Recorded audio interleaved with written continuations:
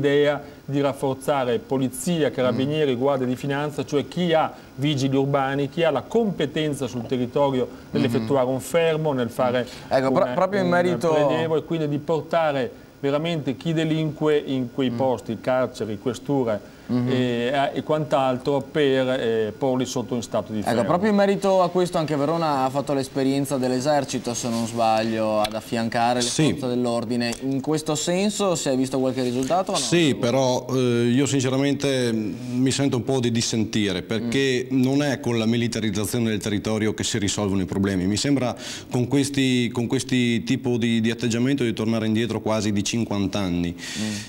Condivido invece l'intervento del collega che mi ha preceduto quando parla che c'è da investire tanto in formazione.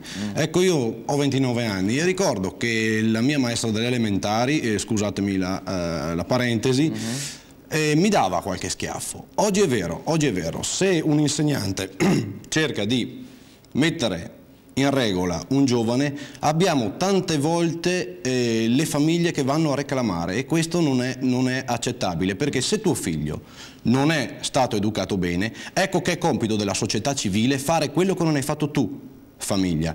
E non è certo con la militarizzazione del territorio che si risolve questo problema, ma è nelle coscienze, sta nella formazione. Certo, bisogna andare a monte. Quindi. Sì, e voglio aggiungere, oggi quello che le famiglie, i padri, le madri certe volte sottovalutano è il fatto di insegnare e di far insegnare il sacrificio del lavoro ai propri figli. Il lavoro. Con il lavoro i figli tornano a casa la sera che sono stanchi, vanno a bere qualcosa e sicuramente non hanno la forza di fare certi gesti. Alla mattina devono andare a scuola se hanno voglia di studiare, ma poi devono anche lavorare già dall'età delle scuole medie, piccoli lavori che però incomincino ad insegnare cos'è la vita. Però forse, se posso fare una riflessione, non si tratta, mi sembra, di bullismo, nel senso, qui siamo di fronte a persone che hanno cosparso un barbone. Ma questi sono pazzi, sono pazzi. È follia da arancia meccanica. Sono esaltati, sono esaltati. E gli esaltati vanno...